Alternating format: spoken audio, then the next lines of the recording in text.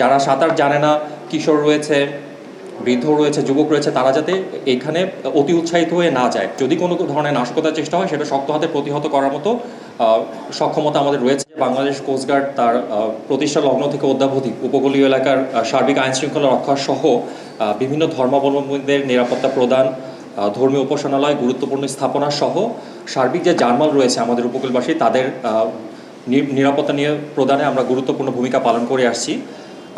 সম্প্রতি দেশের আইনশৃঙ্খলা পরিস্থিতির অবনতি হওয়াতে আমরা যেটা দেখতে পাচ্ছি যে কোস্টগার্ড কিন্তু নৌ রুটের আশেপাশে এবং উপকূলীয় স্থাপনায় যে গুরুত্বপূর্ণ সরকারি স্থাপনা রয়েছিল, কেপিস ছিল, বিপিস ছিল, সেগুলোতে আমরা নিরাপত্তা দিয়েছি। এবং এরই সাথে আরেকটি গুরু দায়িত্ব আমরা যেটা পালন করেছি সেটা হচ্ছে বিভিন্ন ধর্মাবলম্বীদের যে ধর্মীয় উপাসনালয় ছিল সেটা কিন্তু আমরা আমাদের এই পেট্রোলের মধ্যে রেখেছি এবং তাদের সাথে কথা বলে তাদেরকে আমরা পর্যাপ্ত নিরাপত্তার সুবিধা দিয়েছি। এবং উপকূলীয় এলাকায় এ পর্যন্ত এই ধরনের কোনো নাশকতা বা ধর্মীয় উপাসনালয় ভাঙার কিন্তু আমরা কোনো তথ্য এ পর্যন্ত পাইনি, যেটাতে আমরা নিশ্চয়তা প্রদানে সক্ষম হয়েছি।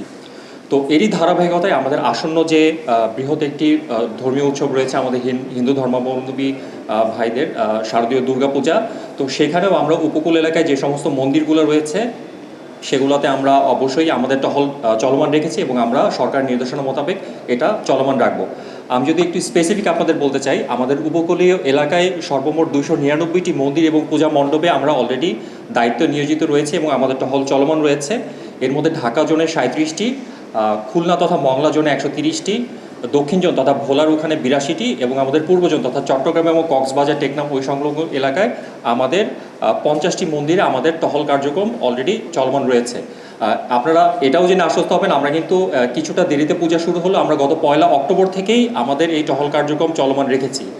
এবং এর মধ্যে আমরা যেটা রেখেছি সেটা হচ্ছে আমরা কনফিডেন্স বিল্ডিংয়ের জন্য আমাদের সাধারণ যে হিন্দু ধর্মাবলম্বী ভাইরা রয়েছে তাদের কনফিডেন্স বিল্ডিংয়ের জন্য আমরা পুরোহিতদের সাথে কথা বলছি, পূজা কমিটিতে যারা রয়েছে তাদের সাথে কথা বলছি এবং স্থানীয় গণ্যমান্য ব্যক্তিদের সাথে কথা বলে তাদের সাথে আমরা যোগাযোগ রাখছি এবং তাদের যে কোনো ধরনের সহায়তা প্রদানের ব্যাপারে আমরা তাদেরকে আশ্বস্ত করছি।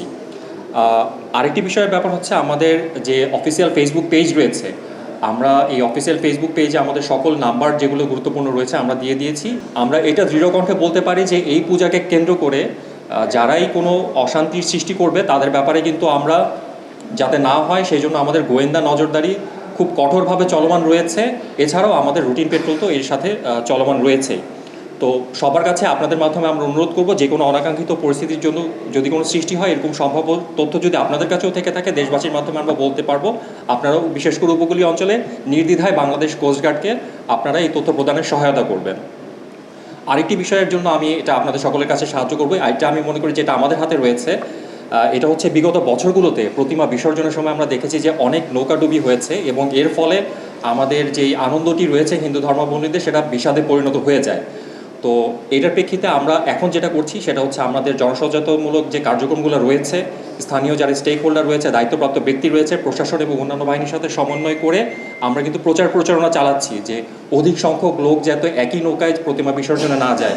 যারা সাঁতার জানে না, কিশোর রয়েছে, বৃদ্ধ রয়েছে, যুবক রয়েছে, তারা যাতে এখানে অতি উৎসাহিত হয়ে না যায়, নৌ ধারণ ক্ষমতার উপরে যাতে যে কোনো একটা দুর্ঘটনার সৃষ্টি না করে, এটার ব্যাপারে আমরা জনসচেতনমূলক কার্যক্রম গ্রহণ করছি।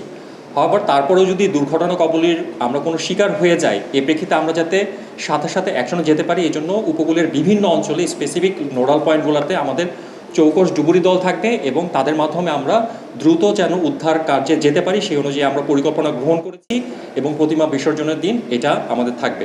আমাদের ওভারঅল এই যে আইন শৃঙ্খলার পরিস্থিতির উন্নতির জন্য এবং স্পেশালি এই পূজাটার জন্য আমাদের যে নিয়োজিত থাকার কালটা এটা গত 1 অক্টোবর থেকে শুরু হয়েছে, প্রতিমা বিসর্জন পর্যন্ত তো থাকবে।